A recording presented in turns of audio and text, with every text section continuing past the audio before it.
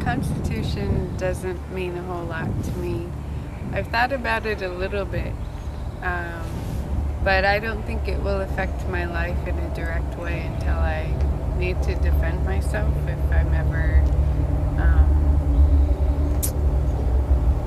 in court or something, trying to defend something I said, something I did. I've worked at the United States Senate, and I didn't learn anything from that, like how the Constitution directly relates to my daily life. They seek to impose and expand an empire of oppression, in which a tiny group of brutal, self-appointed rulers control every aspect of every life. No desire and no intention to impose our form of government on anyone, and not take advantage of some lives for the benefit of others.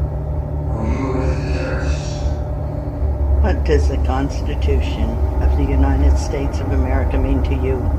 And how does it really reflect the continuing bitter battles of justice and conscience, the long marches in the belief that the noblest of truth is attainment of reason, justice?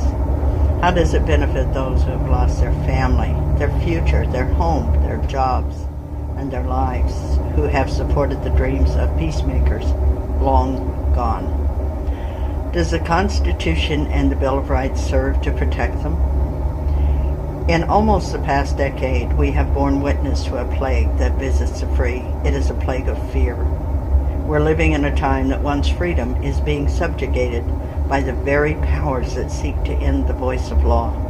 In the spiraling vortex of fear, some have chosen to don the suit of apathy and no longer bother to fight for their brother or sister's freedoms, as they were not them and already had their rights. Do they still have them? For the next 10 minutes, we will listen to individuals who are not much different from ourselves do one of the bravest things in life: make a stand. They will open their hearts as we listen to each of their sacred words and their belief about the current state of freedom. During the film, every race, ethnicity, and lifestyle will not be represented here, as during the filming, what became obvious was the fearful reaction from many during random questioning. The reasons covered the spectrum as to why there will be no interview on camera, as the fear that arose was highly disquieting. One could have been almost sure the thought police were right around the corner listening in their van with their parabolic microphones. This film was created for reasons exactly like this. When did we start fearing the United States government?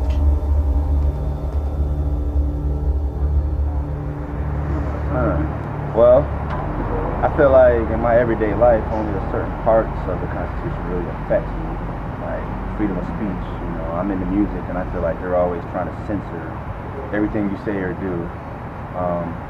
I really don't think the Constitution really is fulfilling to every American. Let's put it that way. I think it's more for those with power and money.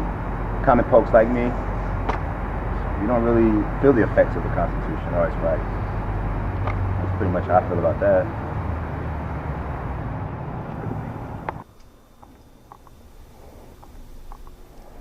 The Constitution, to me, is it provides the protections for the rights that are too fundamental to our liberty to be up for debate or election by the majority. It's a protection for the minority to ensure that those fundamental rights aren't questioned and can't be affected by political means.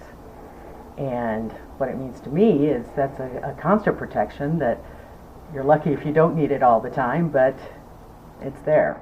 Freedom. Freedom to express my opinion. Freedom to pursue my religious beliefs. The freedom and the right to pursue arts without interference or censorship. The freedom to choose who represents my best interests. And most of all, the freedom of liberty and happiness. That's what the Constitution means to me. God, and it's almost church and fear and state. It's annoying, okay? Because how we're gonna, it says we have to separate our church and state, and and the White House is doing right now is against the law. They're having Bible study in the White House. Say, oh, I believe in God. I'm saved. By every Wednesday night we have Bible study in the White House. They do that, yes.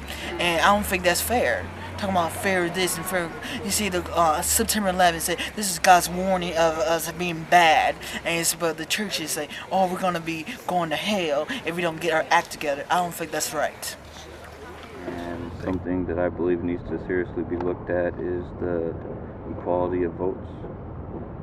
I believe that everybody's vote should count as one.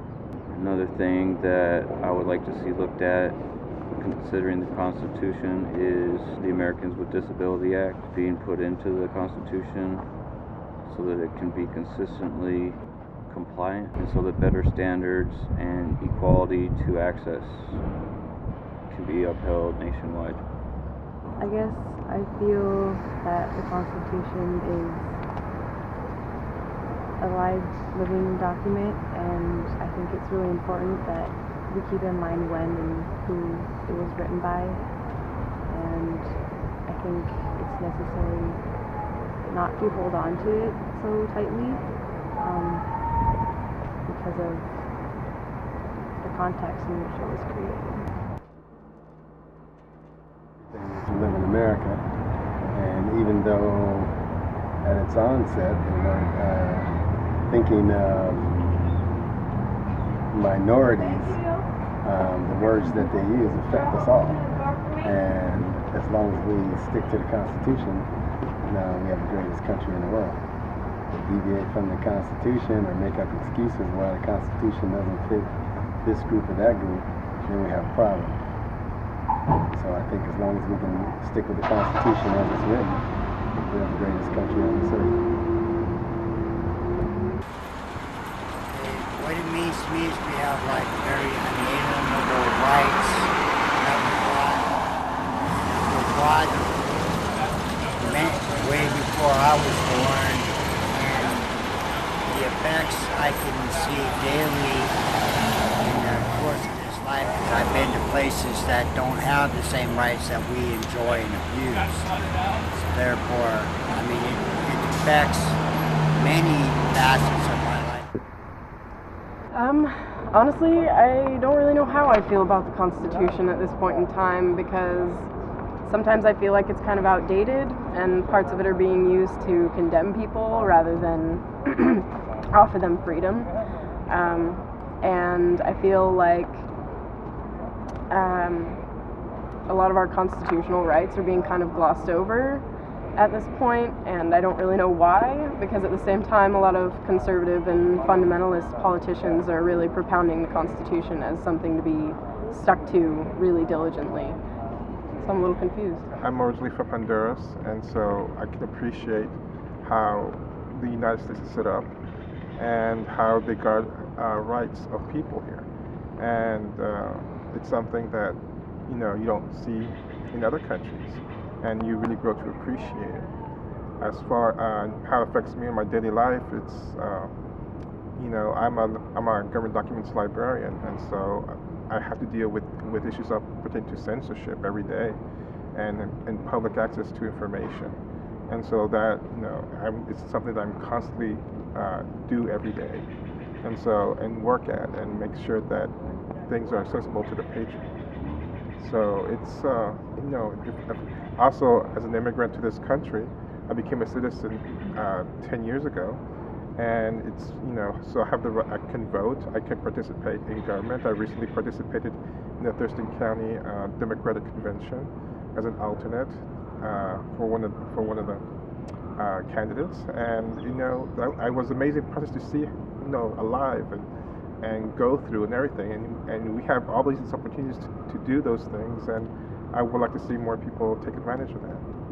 So it affects us directly. The high gas prices.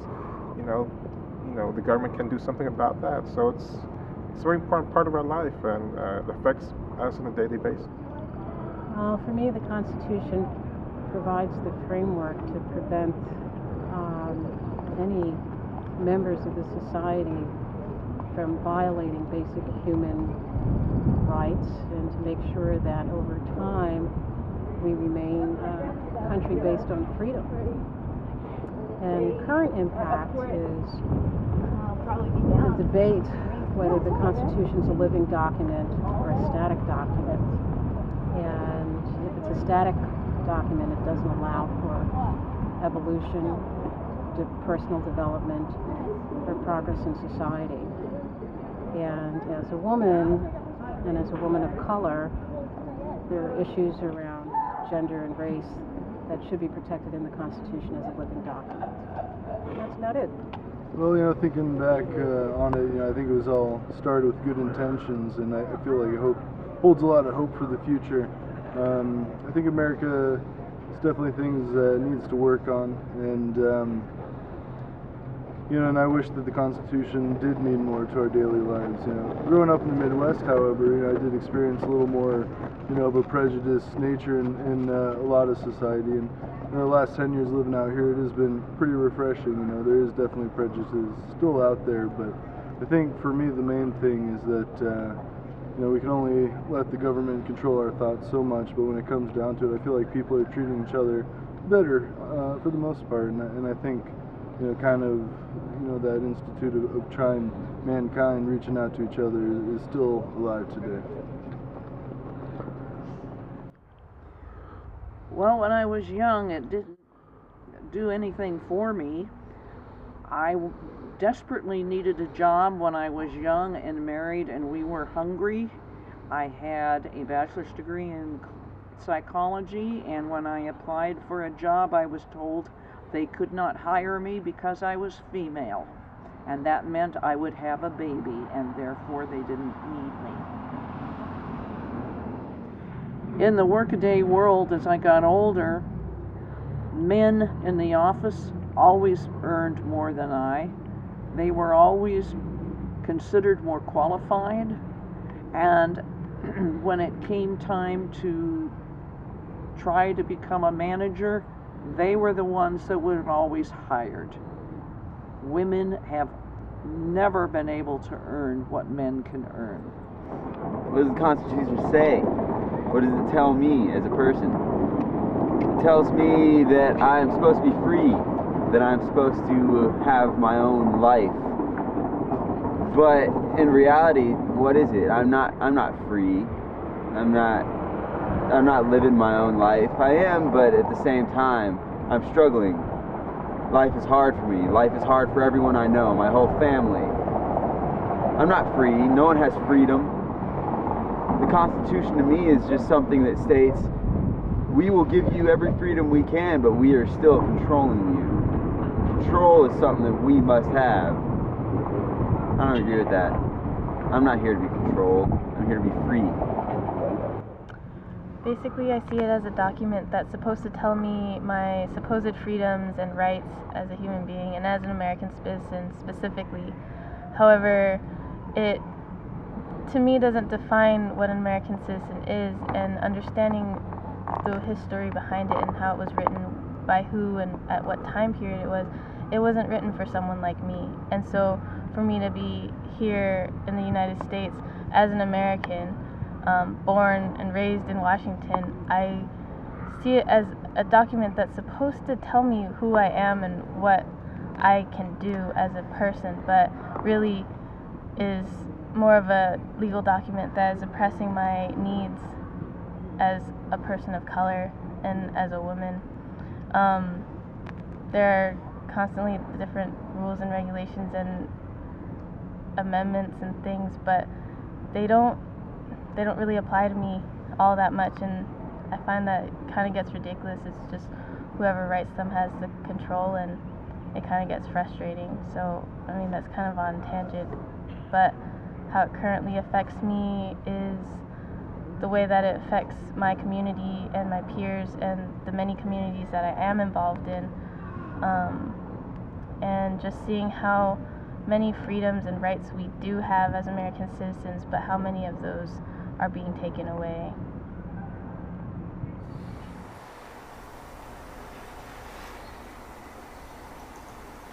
States hold these rights to be self-evident, that all are created equal.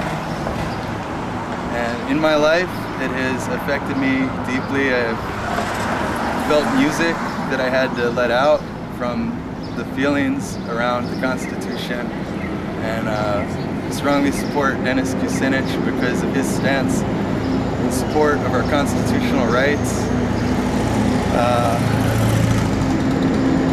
That's about all I have to say right now on the issue. Well, the Constitution was written by a bunch of rich old men, and it was written by them and for them. I think it's 1787. And how it relates to my life, I never felt that it gave me a great deal of protection in the world of employment, career.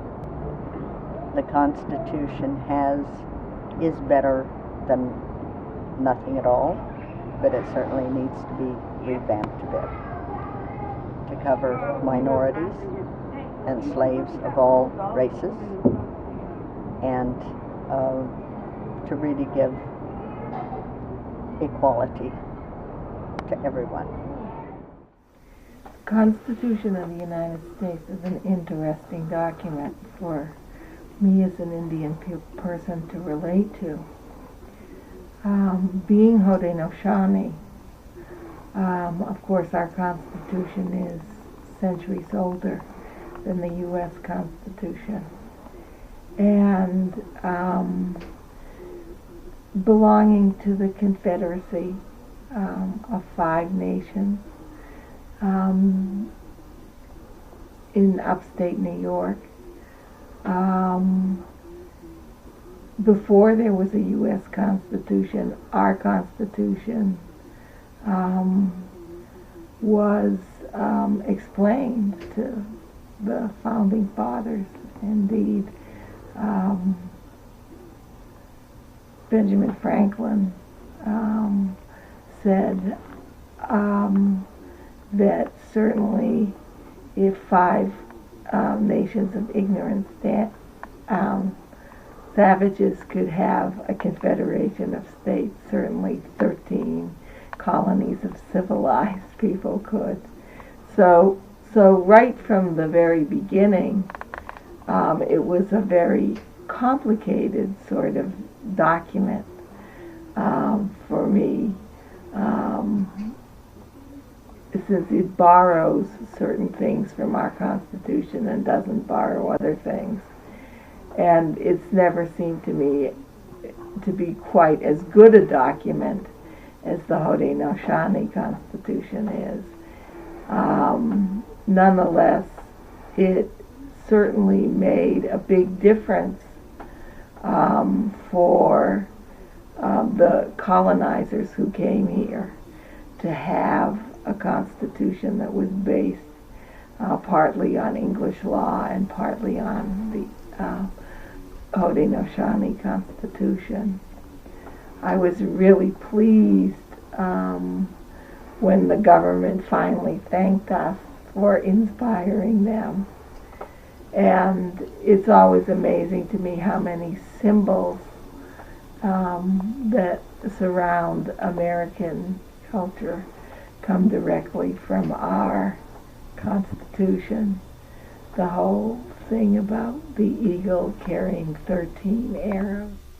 Like a moving point, the evidence of a life being lived, the organic and living document we call the Constitution of the United States has meant more or less to more and less, and within our rights.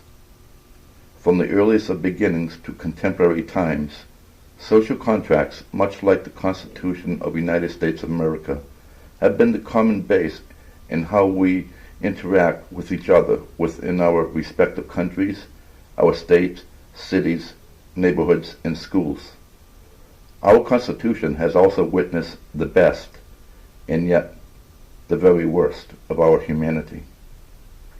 As long as it remains a memory of violence in the mind of an elderly Chinese person living in Tacoma, the mother of a gay son in Wyoming, or black man whose life ended at the end of a rope that was tied to a pickup truck, these questions must continue to be asked. As we have already realized, when a segment of society is constantly marginalized, it's only a matter of time until the community itself once again pays the price. It is the desire of the filmmaker that this contribution to the national discourse assist in the promotion of increased dialogue from the bottom up, and along with reasoned change in the Constitution and the political system, with bridge building across the lands. So even though we face difficulties of today and tomorrow, I still have a dream. It is a dream deeply rooted in the American dream. I have a dream.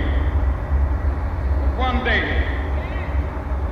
this nation will rise up, live out the true meaning of its creed. We hold these truths to be self-evident, that all men are created equal.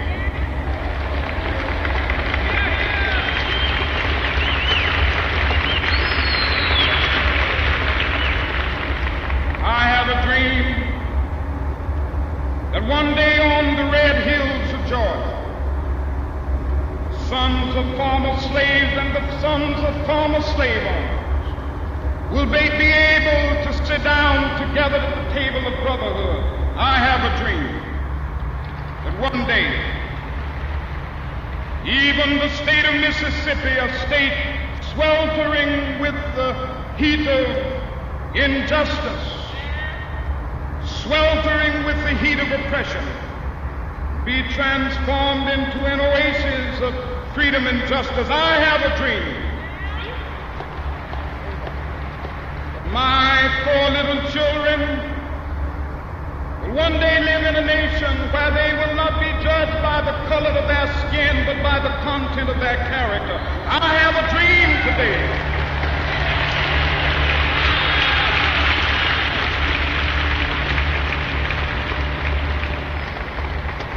I have a dream that one day, down in Alabama, with its vicious racists, with its governor having his lips dripping with the words of interposition and nullification, one day right there in Alabama, little black boys and black girls will be able to join hands with little white boys and white girls as sisters and brothers. I have a dream today.